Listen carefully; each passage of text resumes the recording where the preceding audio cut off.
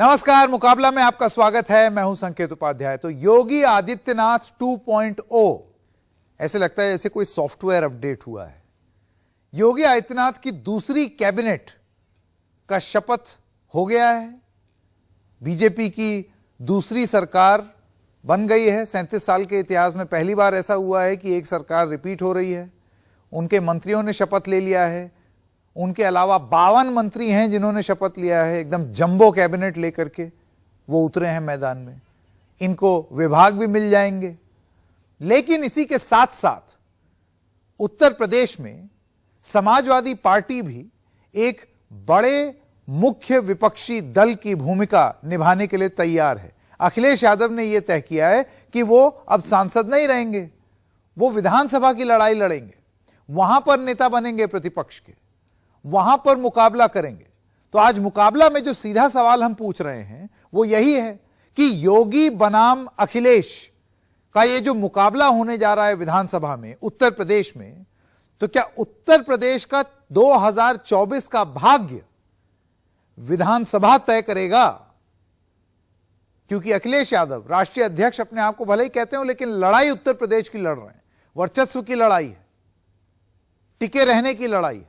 आइए ये मुकाबला शुरू करते हैं। मैं स्वागत करना चाहता हूं हमारे मेहमानों का। शरद प्रधान, वरिष्ठ पत्रकार प्रोफेसर भुवन जोशी, भास्कर प्रवक्ता हैं समाजवादी पार्टी के, अली अब्बास काजमी समर्थक समाजवादी पार्टी के, अनुभव चक नेता बीजेपी के, और शांत प्रकाश जाटव आप भी नेता हैं बीजेपी उत्तर प्रदेश के। आप सब लोगों का बहुत बहुत स्वागत। इस शो का फॉर्मेट सिंपल है। शुरुआत में सब लोगों को 1 मिनट का समय दिया जाएगा अपनी बात रखने के लिए। तो शरद जी, आपका समय शुरू होता है अब। देखिए, ये जो आज हो रहा है, जिस तरह जो शपथ हुई है, जिस तरीके से बहुत ही ग्रैंड इवेंट है, मैं कहूंगा अनप्रेसिडेंटेड है। जिस तरीके का भव्यता जो इसकी है वो अनप्रेसिडेंटेड है। इससे पहले चाहे वो 2017 की सरकार रही हो या अन्य सरकारें भी रही हो बीजेपी की, इस तरीके का शो कभी नहीं हुआ। जो इतनी ज्यादा भीड़, इतना बड़ा स्टेडियम, ये खैर स्टेडियम तो नया है और इत्तेफाक से स्टेडियम अखिलेश यादव के कार्यकाल में बनाया गया था और इसमें 50,000 की कैपेसिटी है। उसके अतिरिक्त लगभग 20,000 कुर्सियां और डाली गई हैं। इससे आप अंदाजा लगा दिए 70,000 लोग वहां बैठ करके इस इवेंट को देख रहे हैं। और हिंदुस्तान के हर प्रदेश से भारतीय जनता पार्टी के दिग्गज बड़े बड़े नेता वहां मौजूद हैं और सबसे वरिष्ठतम नेता यानी कि प्रधानमंत्री नरेंद्र मोदी इस ओकेजन को ग्रेस कर रहे हैं। और ये इसी वजह से जो आपने बताया कि इसकी जो इस इवेंट की जो इंपॉर्टेंस है वो इस वजह से है कि पिछले लगभग 4 डेकेड्स में ये पहली बार हो रहा है कि सरकार रिपीट कर रही है। बिल्कुल। अब ये और लेकिन इसमें जिस तरीके से ये देखने वाली बात है, आगे जो समय आएगा उसमें ये पता लगेगा कि कितनी किसकी चल रही है। आज जो हम समाजवादी पार्टी के कार्यकर्ता हैं, अपने आप को गौरवान्वित महसूस कर रहे हैं कि माननीय अखिलेश यादव जो हमारे विकास पुरुष है उत्तर प्रदेश के, उनकी महान सोच थी कि एक इकाना स्टेडियम उन्होंने बनाया, तो आज वो प्रदेश के काम भी आ रहा है और साथ साथ हमारे जो मुख्य विपक्षी भारतीय जनता पार्टी है उनके काम भी आज वो आ रहा है। तो मैं कहना चाहता हूं, इसके साथ साथ उत्तर प्रदेश की महान जनता ने जो मैंडेट दिया है, वो मैंडेट दिया है हम लोगों को विपक्ष में बैठने का, एक मजबूत विपक्ष बना के भेजा है और 2.5 गुना हमारी सीटें बढ़ा दी है, 1.5 गुना हमारा वोट परसेंटेज बढ़ा दिया है। और माननीय अखिलेश यादव जी के तेजस्वी नेतृत्व के कारण आज उत्तर प्रदेश 2 पोल पॉलिटिक्स हो गई है। अगर उसका एक पोल भारतीय जनता पार्टी है तो दूसरा पोल उसका समाजवादी पार्टी है। तो हम निश्चित तौर पे एक मजबूत विपक्ष की भूमिका माननीय अखिलेश यादव जी के नेतृत्व में बनाएंगे और जनमत का सम्मान करते हुए हमारे नेता ने डिसाइड करा है कि वो उत्तर प्रदेश में अपनी भूमिका जो उनको उत्तर प्रदेश की महान जनता ने दी है उसका निर्वहन करें। कह रहे हैं एक तरफ पोल सपा है, दूसरी तरफ भाजपा है, लेकिन दिक्कत ये है कि अभी भी आपका पोल थोड़ा छोटा है, 130 के आसपास का ही है और वहां घटते घटते भी 270।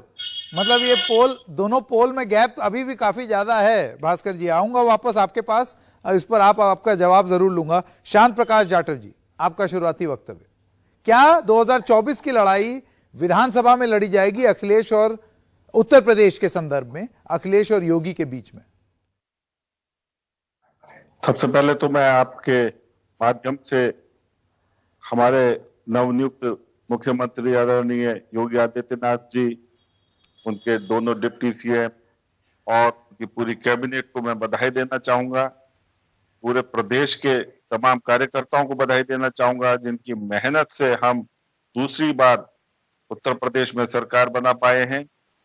और जिस तरीके से इस पर्व को, मतलब जो शपथ ग्रहण है, इसमें हमारे तमाम कार्यकर्ता वहां पर मौजूद हुए हैं, जिस उत्साह से वहां पर मौजूद हुए हैं, और पूरा स्टेडियम जिस तरीके से गचागच भरा हुआ है, तो ये बहुत बेहतरीन स्वागत है।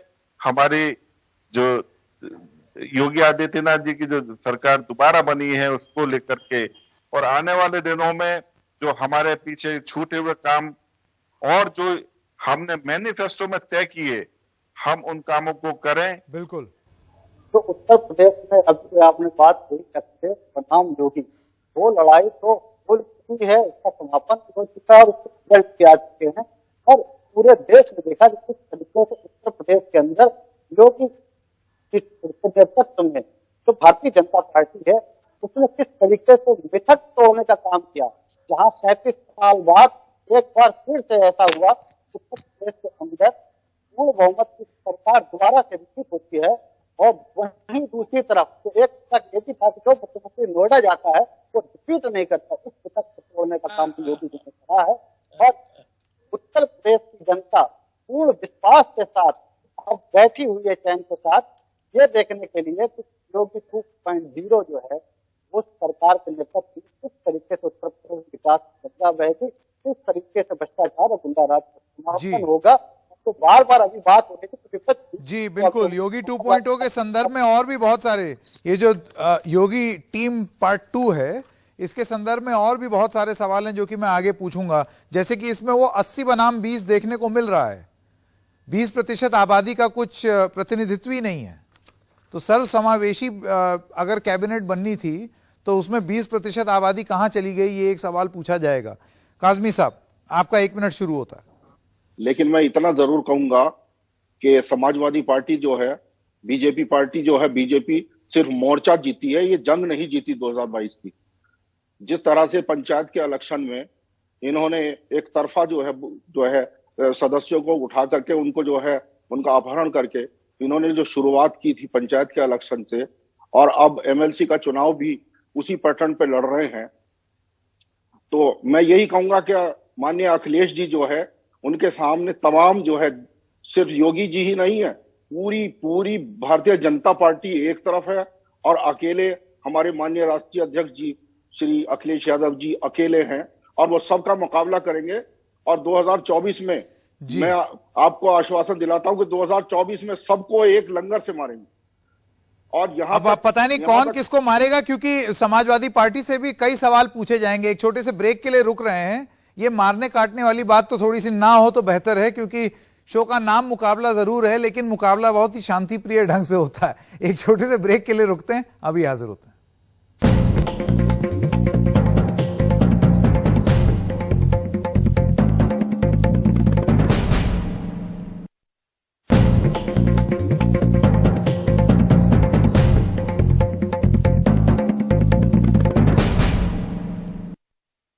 तो दूसरे भाग में आपका फिर से एक बार स्वागत है। शरद जी, मैं सबसे पहले आपसे शुरू करना चाहता हूं। आप ये कैबिनेट देखिए, 52 मंत्रियों के नाम, मुख्यमंत्री जोड़ लीजिए तो 53 लोग, लेकिन इन 53 लोगों में जो 80-20 की बात हो रही थी, उसमें से 20% जो आबादी है उसका कोई प्रतिनिधित्व नहीं दिखता है। तो क्या हम ये मान लें कि अब ये साफ हो गया है भारतीय जनता पार्टी? अच्छा, वो ये तर्क भी नहीं दे सकते कि हमने कोई विधायक ही नहीं लड़ाया था, तो एमएलसी भी बनाया जा सकता था ना। ऐसे तो केशव मौर्य भी हार गए, लेकिन वो बने ना डिप्टी चीफ मिनिस्टर। देखिए, फ्रॉम डे 1 बड़ा एविडेंट रहा है संकेत कि बीजेपी को कोई लव लॉस नहीं है मुसलमानों से, बल्कि उनकी सारी राजनीति और जो इजाफा हुआ है उनकी राजनीति में, वो हिंदू मुस्लिम डिवाइड पे ही हुआ है। इस चुनाव में भी सब चीज के ऊपर मुझे लगता है घूम फिर के जो हिंदुत्व का तड़का, और वो भी डिवाइड का या हेट्रेड का तड़का लगाया गया है, उसका ही फायदा भाजपा को मिला है। अब इसके लिए आप वोटर्स को भी दोषी ठहरा सकते हैं कि इस तरह की मानसिकता। शरद जी, ये पूरी तरीके से सच होगा? क्योंकि भारतीय जनता पार्टी का यह कहना है कि हमारी जो लाभार्थी योजना थी, फ्री राशन था, ये सारी चीजों का फायदा, कानून व्यवस्था का जो संदेश हम लेकर के गए, तो सिर्फ जाहिर देखिए वो थोड़ी ना कहेंगे कि हम हिंदू मुस्लिम, ये तो हमारा आपका काम है ऑब्जर्व करके देखना कि क्या वो ठीक है, वो तो फैक्टर्स रहे ही हैं, लेकिन वही तभी तो मैंने कहा ऊपर से जो तड़का आखिर में लगाया जाता है वो इसी चीज का है। मैं बात कर रहा हूं प्रोपोर्शनल रिप्रेजेंटेशन की, कि आबादी के अनुपात में आपने जो बड़ी बात कही जा रही थी अनुभव जी, और वो ये कही जा रही थी कि भाई हमने 9 पैरामीटर तय किए हैं, उसके हिसाब से जिसकी जितनी हिस्सेदारी उसकी उतनी भागीदारी, इस तरीके की चीजें होंगी। तो एक पूरे समुदाय में 20% आबादी में एक दानिश आजाद अंसारी ही मिले। इससे ज्यादा आप एक्सपेक्ट करते हैं क्या? नहीं खैर, लेकिन हाँ सॉरी, अच्छा प्लीज कैरी ऑन। जी अनुभव जी संकेत, भारतीय जनता पार्टी एकमात्र ऐसी पार्टी है जो तुष्टिकरण से दूरी बना के चलती है। सिर्फ चेहरे को नुमाइंदगी देने की जगह वो काम करती है कि समाज में वाकई भारतीय जनता पार्टी नीति के हिसाब से मैसेज दे सके और समाज को भला भी कर सके। ऐसे चेहरे नहीं, आपका ये कहना है कि एक सेकंड, आपका ये कहना है हम तुष्टिकरण में विश्वास नहीं रखते। फिर केशव प्रसाद मौर्य प्रमुख ओबीसी चेहरा, वो डिप्टी सीएम, प्रमुख ब्राह्मण चेहरा ब्रजेश पाठक, आप नाम देख लीजिए ना, मैं नाम गिनूंगा और उससे पता चल जाएगा कि कैसे जातीय गणित बिठाई गई है। मैं अब काजमी साहब के पास एक सवाल जल्दी से ले लूं। अली अब्बास काजमी साहब, अभी थोड़ी देर पहले आपका ये कहना था कि हम इस बार पटकनी दे देंगे और 2024 में हम ही प्रतिद्वंदी होंगे, लेकिन जो बड़ा सवाल ये है कि समाजवादी पार्टी के जो 2 मुख्य अंग हैं, यादव और मुसलमान, जिन्होंने इस बार भी आपको भर के समर्थन दिया, क्या वो 2024 तक आपके साथ टिके रहेंगे? नहीं, न टिकने का तो कोई सवाल नहीं लगता। हम लोग जो है यादव और मुस्लिम का ये एक शगुफा दिया जाता है। हमारी पार्टी में सभी वर्गों का प्रतिनिधित्व है और सभी वर्ग के लोग, हमारे सभी जाति और धर्म के लोग हमारी पार्टी से जुड़े हैं। प्रोफेसर भुवन, ये सवाल मैं आपसे पूछना चाहता हूं, पूछना चाहता हूं कि क्या आपको लगता है कि समाजवादी पार्टी, अखिलेश यादव अब जब विधानसभा में गए हैं तो आप एक ऐसी स्थिति उत्पन्न कर सकते हैं जिसमें जनता ने जिस तरीके का समर्थन आपको दिया, बेशक जीत ना पाए हो, आपने अपना आधार बढ़ाया, लेकिन क्या आप उसको और बढ़ा सकते हैं?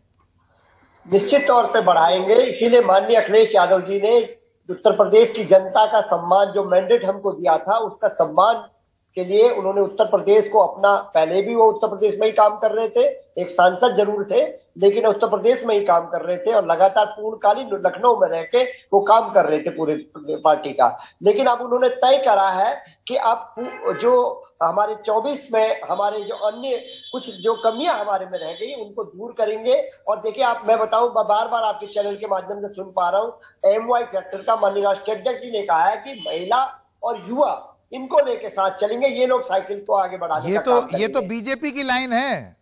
देखिए साहब, प्रोफेसर साहब, मैं कहना चाहता हूं, बहुत गंभीरता से कहना चाहता हूं, पॉलिटिकल स्टूडेंट के कारण, ये जो पुरानी आप ये थीम बना रखी है, इस थीम से आगे बढ़ने की आवश्यकता है, जो कि माननीय अखिलेश यादव जी ने ये सवाल मेरा यही है ना शरद जी, देखिए ये जो इस थीम से अगर समाजवादी पार्टी आगे बढ़ जाए तो उससे नाराजगी नहीं होगी। जैसे कि इस पूरे चुनाव में मुझे अच्छे से याद है, हम लोग अलग अलग जगह गए, हम लोग गए सुआर टांडा, रामपुर, मुरादाबाद, देवबंद, अलीगढ़, सहारनपुर, उसके बाद इधर आ जाइए आजमगढ़, लखनऊ, इन सब तमाम जगहों पर जो यंग मुसलमान थे उनका ये कहना था कि ऐसा नहीं होना चाहिए कि हमको टेकन फॉर ग्रांटेड कर लें अखिलेश यादव। और ठीक इसी तरीके की बात यादवों में भी थी। जैसे कि एक बड़ी रोचक चीज पता चली मुझे, करहल के आसपास बहुत सारे ऐसे यादव हैं जो अपने आप को यदुवंशी लिखते हैं, यादव नहीं, अपनी आइडेंटिटी थोड़ा सा अलग करने के लिए कि हमको कोई सपा वाला ना समझ ले। तो आपको लगता है कि ये MY की परिभाषा बदलने के चक्कर में जो बेस था वो बेस ही कहीं खिसक ना जाए या हिल ना जाए? मुझे लगता नहीं है। अखिलेश यादव ने मेरे ख्याल बड़े सटल तरीके से ये बात करी है। और ये जो MY की बात है, ये मुझे लगता है कि बीजेपी ने इसको ज्यादा बढ़ावा दिया है, फैला देखिए बीजेपी की प्रोपेगेंडा मशीनरी का जवाब नहीं, और उनके पास जिस तरह बम्बार्डमेंट करते हैं वो अपने नैरेटिव का, वो जनरली लोगों को चिपक जाता है। तो इस केस में भी ये एम वाई ऐसा जिससे कि बाकी लोग डिसवेड हो जाएं सपा से, ये वजह है। और विपक्ष के एज कई उसको कंडेम करना, उसके बारे में तरह तरह के नैरेटिव्स बिल्ड करना जो फॉल्सहुड पे है, मतलब यानी अर्ध सत्य या झूठ पे भी आधारित होते हैं। तो ये मान लेना कि वो अखिलेश यादव उसको लिमिट कर रहे हैं एमवाई तक, वो नहीं है। ये इसका असर, ये जो इनके बीजेपी में प्रोपेगेंडा का असर जरूर जैसे होता अभी है। एक नई बात कही जा रही है कि अब इस बार जो है समाजवादी पार्टी जो है वो खत्म ही हो जाएगी 2024 में, अगर नहीं जीत पाए या नहीं कुछ कर पाए, इस सब टाइप की भी बात हो रही है। अनुभव जी, मैं आपको एक चीज और मैं ऐड करना चाहूंगा। देखिए, प्रधानमंत्री नरेंद्र मोदी ने सपा को कंडेम करते हुए परिवारवाद का जो नारा लगाया उन्होंने सपा के खिलाफ, और ये तक कह दिया कि 45 लोग उनके परिवार के राजनीति में हैं, जो कि सरासर झूठ था। बाद में किसी ने एनालाइज करके देखा तो 45 में उन्होंने जो लालू प्रसाद यादव की फैमिली को भी जोड़ लिया और किसी को भी जोड़ लिया और मिला के कह दिया कि साहब इनके परिवार के, अरे अगर हिंदुस्तान भर के यादवों को जोड़ लेंगे तब तो आप पता नहीं क्या होगा। एक छोटे से ब्रेक के लिए रुकते हैं इस भाग में, और ब्रेक के बाद वापस लौटेंगे और मुकाबला जारी रखेंगे।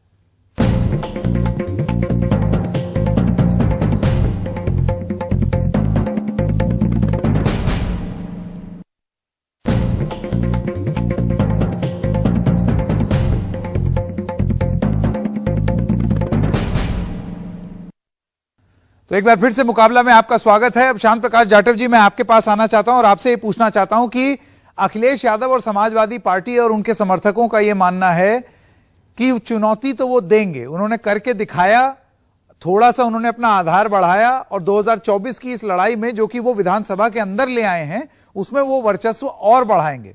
ऐसे में भारतीय जनता पार्टी की रणनीति क्या होगी? देखिए, ये मानना पड़ेगा कि बीजेपी ने एक बहुत ही कठिन चुनाव, जो कि कठिन हो गया था, वो आपने जीत लिया। नाराजगी थी जमीन पर, लेकिन आपने वो चुनाव जीत लिया। आपको लगता है कि इसके चलते 2024 भी झोली में है कि मेहनत और करनी पड़ेगी? संकेत जी, दरअसल क्या है, 2024 को उत्तर प्रदेश के भविष्य से नहीं जोड़ना चाहिए। उत्तर प्रदेश का तो भविष्य आज लिख गया। अब लोकसभा में किस तरीके से ये अपनी स्थिति को संभालते हैं, समाजवादी पार्टी उसके ऊपर काम करने वाली है। और स्वाभाविक बात है, हम लोग भी मैदान में हैं तो हमने भी करना है। तो उत्तर प्रदेश और 2024 ये दोनों ही अलग पृष्ठभूमियां हैं। आज उत्तर प्रदेश का आगामी पृष्ठभूमि लिख दी गई है। 2024 से पहले भी कुछ चुनाव हैं, वो सब चुनाव जो है 2024 के लिए तैयार होंगे। और जिस तरीके से अखिलेश यादव उन्होंने उत्तर प्रदेश को चुना है लोकसभा से इस्तीफा देकर के, तो मैं समझता हूं कि ये उनके लिए एक बेहतर है कि वो यहां पर विपक्ष में बैठ करके उत्तर प्रदेश में एक अच्छे विपक्षी की भूमिका निभाएं। यहां पर अच्छे सजेशन, विपक्ष में रहने के लिए थोड़ी वहां पर बैठ रहे हैं। अब उनकी तो उम्मीद यही होगी कि वो कभी वो भी उधर आए। नहीं होनी चाहिए, मगर अभी इन्हें आने कहां देंगे हम? अच्छा, इन्हें अभी नहीं आने अच्छा, अभी तो इन्हें बहुत मेहनत करनी पड़ेगी। अभी ये जुगाड़ वाला खत्म करना पड़ेगा। काज़मी साहब आपको पटकनी दे रहे थे और एकदम बिल्कुल ये था कि बिल्कुल एकदम मार हो जाएगी। क्यों काज़मी जी, वो तो आने ही नहीं देंगे? जी, मेरा मतलब कहने का ये है कि हम सभी से, हम एक साथ अकेला, एक साथ हम सबको जो है परास्त करेंगे। क्योंकि हम योगी जी, माननीय योगी जी अकेले से नहीं लड़ रहे। हम सरकार से लड़ रहे हैं। पूरे हिंदुस्तान के जितनी भी बीजेपी की सरकारें हैं उनके सबके मुख्यमंत्री से भी लड़ रहे हैं। हम सेंट्रल गवर्नमेंट के जितने भी वो हैं, सेंट्रल गवर्नमेंट के सभी मंत्री हैं, उनसे लड़ रहे हैं। और हम अच्छा काज़मी जी, ये मैं प्रोफेसर भुवन से पूछता हूं। भुवन जी, आप मुझे बताइए, आप लड़ तो रहे हैं, लेकिन आपकी लड़ाई, भाई आप कोई एनजीओ तो है नहीं, ना ही थिंक टैंक हैं कि आप चुनाव की चिंता किए बिना लड़ाई कर रहे हैं। जाहिर सी बात है, आप राजनीतिक दल हैं, आप अगर मुद्दे उठा रहे हैं तो सत्ता में आने के लिए उठा रहे हैं। तो मैं आपसे ये जानना चाहता हूं कि इस बार 2022 में लोगों की नाराजगी के बारे में बात जरूर की समाजवादी पार्टी ने, लेकिन उस तरीके का लाभ नहीं पहुंच पाया आपको राजनीतिक रूप से जैसा आप सोच रहे थे। तो 2024 में आपको क्यों लगता है कि आप जनता को मना ले जाएंगे कि वो आपको वोट देगी? देखिए, मैं कहना चाहता हूँ साकेत भाई, बहुत गंभीरता से एक बहुत ही अच्छा चैनल आपका है। मैं कहना चाहता हूँ इतिहास को अगर हम उठा के देखेंगे तो छल से अभिमन्यु को परास्त करके कौरव ये सोचे थे कि युद्ध उन्होंने जीत लिया। लेकिन मैं कहना चाहता हूँ अगर आप इतिहास का अच्छे से अध्ययन करेंगे तो आप देखेंगे आखिर में कौरव का अंत हुआ और पांडवों की विजय हुई। निश्चित तौर पे इतिहास अपने आप को दोहराएगा। आप और ये जिस तरह की राजनीति ये करते हैं, हेट पॉलिटिक्स ये लोग करते हैं, हमारे माननीय अखिलेश यादव जी स्वीट पॉलिटिक्स करते हैं। अगर आप भी उनसे मिलने का साकेत जी, आपको भी बहुत सौभाग्य मिला होगा। वो माननीय अखिलेश यादव जी नहीं, क्या पॉलिटिक्स करते हैं? नहीं, मैं उनसे मिल चुका हूं, बहुत बहुत मिलनसार हैं, लेकिन भारतीय जनता पार्टी का भी नेता बहुत मिलनसार है। देखिए, मैं कहना चाहता हूं जो हेट्रेड पॉलिटिक्स ये भारतीय जनता पार्टी करती है, अच्छा। इस लड़ाई को लड़ने का काम माननीय अखिलेश यादव जी के लिए। अच्छा, स्वीट पॉलिटिक्स। अच्छा, आपने बोला वो स्वीट पॉलिटिक्स है। अनुभव जी, तो क्या स्वीट पॉलिटिक्स अगर आप कह रहे हैं तो मैं समझ सकता हूं उसका विपरीत बिटर पॉलिटिक्स होगी, खट्टी राजनीति होगी। संभवतः आप बीजेपी की राजनीति को खट्टी राजनीति कह रहे हैं, हेट्रेड पॉलिटिक्स कह रहे हैं। तो क्या ये अभी शरद जी भी ये चीज बोल रहे थे, अनुभव जी, कि वो जो छौंका और तड़का लगाने की तरह आपने नफरत की राजनीति भी की और उसका परिणाम आपको मिला, तो क्या हम ये माने कि ये थोड़ा सा और होगा 2024 में आते आते? देखिए संकेत जी, ये तो एक फॉर्मूला है ही, बाकी सब और चीज करें और ऊपर से एक ये फॉर्मूला और लगा दें। संकेत जी, अपना अपना सबका देखने का नजरिया है। और पूर्व में भी डिबेट में जब हम आपके साथ बैठे हुए थे तो मैंने एक बात बड़ी गंभीरता के साथ कही थी कि उत्तर प्रदेश के चुनावों में मैं विभिन्न जगहों पर गया और जो मुझे सबसे बड़ा मुद्दा दिखाई देता था कि जब बात होती थी कानून व्यवस्था की, जब बात होती गुंडा राज की, तो जहां समाजवादी पार्टी और भाजपा का आमना सामना जनता के मनों में होता था तो जनता ये सोचकर सिहर जाती थी कि अगर भाजपा कहीं धोखे से भी हट गई और समाजवादी पार्टी आ गई और इनके नेता तो जगह जगह पे बयान देते घूम रहे वाली बात आप उठा रहे हैं अनुभव जी, लेकिन मुझे बताइए हमारी सरकार आगे तो कैसे हम आपको पूर्वांचल में क्यों नहीं लागू हुई? पूर्वांचल में आप जनता को ये बात क्यों नहीं? आप 7वें चरण के नतीजे देखिए, आपकी ये थ्योरी पूर्वांचल में पूरी तरीके से कारगर सिद्ध नहीं हुई है।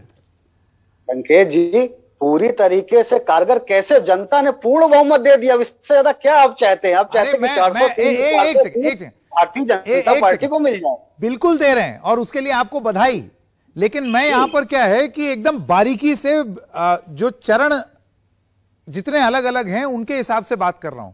पूर्वांचल एक बहुत बड़ी जगह है, पूर्वांचल की लड़ाई बड़ी महत्वपूर्ण थी। पूर्वांचल की इस लड़ाई में बहुत सारे ऐसे नेता हैं भारतीय जनता पार्टी के जो नहीं जीत पाए। आप ये भी जान लीजिए कि आप 300 से घट करके, 300 पार से घट करके आप भी कहीं आए हैं, और जिस तरीके की आपकी पार्टी है, मैं यकीन नहीं मान सकता कि आपकी पार्टी में अंदर इस पर विश्लेषण नहीं हो रहा होगा। संकेत जी, बिल्कुल विश्लेषण हो रहा होगा, लेकिन यह भी देखने की बात है कि 37 साल बाद ऐसा हुआ कि कोई सरकार 5 साल का कार्यकाल पूरा करने के बाद अपने कामों के दम पर रिपीट होने में सफल हुई। मैं खाली इनको याद दिलाना चाह रहा हूं, शायद इनको अनुभव चक को इसलिए नहीं अंदाजा होगा क्योंकि ये कई वर्ष तक बसपा में रहे, अभी हाल ही में आए हैं भाजपा में, तो इनको अंदाजा नहीं होगा। इनको याद दिला दूं कि ये जो लॉ एंड ऑर्डर की बात करते हैं और भाजपा की वो जो बात करी जाती है बड़ी क्लीन पार्टी है। अभी इन्होंने एमएलसी के चुनाव में विनीत सिंह जो नॉन क्रिमिनल है उसको टिकट दिया है। दूसरी बात, अयोध्या में योगी आदित्यनाथ के राज में अभी मुश्किल से हफ्ते 10 दिन पहले एक लड़की 5 साल की बच्ची के साथ गैंगरेप अयोध्या में हुआ है, और उसके जो जितने 3 लोग उसमें इन्वॉल्व थे उनमें से सिर्फ एक पकड़ा गया है, 2 अभी तक पकड़े तक नहीं गए, और उसका कांड जो है वो ऑलमोस्ट निर्भया कांड की तरह से घिनौना कांड हुआ है। तीसरी बात, धनंजय सिंह को किसने खड़ा किया? भाई भाजपा की सहयोगी पार्टी ने खड़ा किया। तो ये कहना ये दूध के धुले कोई नहीं है। शरद जी हमारे मित्र भी हैं, हमसे वरिष्ठ भी हैं, जिन्होंने बात की उसको थोड़ा सा मैं करेक्ट करना चाहूंगा। जो अयोध्या वाला प्रकरण हुआ दुर्भाग्यपूर्ण है, लेकिन जहां तक धनंजय सिंह वाली बात कही है, धनंजय सिंह जनता दल यू से चुनाव लड़ा था और उत्तर प्रदेश के अंदर जनता दल यू भाजपा अलायंस में नहीं थी। तो सहयोगी दल है। उत्तर प्रदेश के अंदर भाजपा के अलायंस नहीं थी शरद जी। दूसरी चीज, जो अभी समाजवादी पार्टी के साथी ने हमारे कहा था, तो उन्होंने कहा था सहयोगी दल के बारे में सहयोगी दल के अध्यक्ष को कमेंट करना चाहिए, लेकिन उनको मैं ये कहना चाहता हूँ सहयोगी दल का अगर कोई प्रत्याशी उनकी पार्टी के अध्यक्ष का नाम लेके कोई बयान देता है तो उनका फर्ज बनता है उस पार्टी के अध्यक्ष का कि आगे आके उसको कंडेम करना चाहिए। काज़मी साहब, आपका क्लोजिंग कमेंट और उसका प्रोफेसर उसने सीधे सीधे अखिलेश यादव का नाम लिया। काज़मी साहब, विधानसभा की लड़ाई 2024 का परिणाम तय करेगी क्या यूपी में? जी, मैं इतना ही कहूंगा कि जो शरद जी ने कहा है वो इनके पेट में दर्द कैसे उठता है, ये सच्चाई कभी स्वीकार नहीं करते। जो माननीय शरद जी इनको बोल रहे हैं कि ये आप जो है इस पर ढंडोरा पीटते हैं, लॉ एंड ऑर्डर का ढंडोरा पीटते हैं। आपने लखीमपुर खीरे में कैसे किसानों के साथ बर्बरता की है, आप लोगों को तो अपना जो है अपनी कोई गलती नहीं दिखाई दे रही और उल्टे आपके पेट में दर्द आपकी गलती की सजा दे दिया है। जनता ने आपको जो आपकी गलतियां थी तो आप जो करी थी बंद करना सजा आपको दे दी है। प्रोफेसर भुवन, प्रोफेसर भुवन करेंगे जो जनता जवाब दे चुकी है। प्लीज, समय कम है, समय कम है, एक एक करके प्रोफेसर भुवन लास्ट लखीमपुर खीरी पे आप बोल के दिखाइए, लखीमपुरी पे क्या जवाब है? देखिए, जो समाजवादी पार्टी लड़ाई लड़ रही है वो अभी हमारे एक साथी ने बोला, इन्होंने बोला कि किसी भी प्रकार से सरकार बनवाइए, इसी काम को माननीय अखिलेश यादव जी लाए, किसी भी प्रकार से नहीं, लोकतंत्र को बचा के नैतिकता के आधार पर सरकार बननी चाहिए। ये लड़ाई समाजवादी माननीय मना पाएंगे कि नहीं लोगों को, ये बड़ी बात है। सबसे बड़ी बात ये है कि यही प्रयास बसपा ने भी किया, यही प्रयास बसपा भी कर रही थी और आज देखिए बहुजन समाज पार्टी कहां आकर के सिमट गई है। कहीं ऐसा ना हो कि जनता को मनाने में ऐसी चूक हो जाए जैसी बीएसपी के साथ हो गई कि वो तो आप पूरे कैंपेन में सुनिए सरकार बन रही थी बीएसपी की, लेकिन फिर नतीजा क्या आया। तो क्या ये कड़ा मुकाबला यूपी का विधानसभा में होगा 2024 के लिए? आप सब लोगों का बहुत बहुत धन्यवाद हमारे साथ जुड़ने के लिए। खबरें जारी रहेंगी ब्रेक के बाद।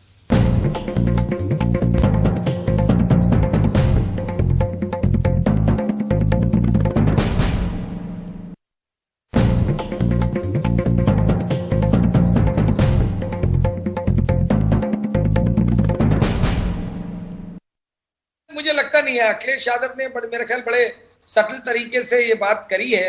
और ये जो एमवाई की बात है, ये मुझे लगता है कि बीजेपी ने इसको ज्यादा बढ़ावा दिया है, फैला के बीजेपी की प्रोपेगेंडा मशीनरी का जवाब नहीं। और उनके पास जिस तरह बम्बार्डमेंट करते हैं वो अपने नैरेटिव का, वो जनरली लोगों को चिपक जाता है।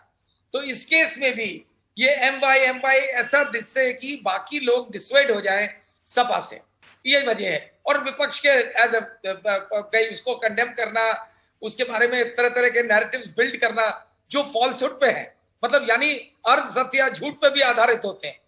तो ये मान लेना कि वो अखिलेश यादव उसको लिमिट कर रहे हैं एमवाई तक, वो नहीं है।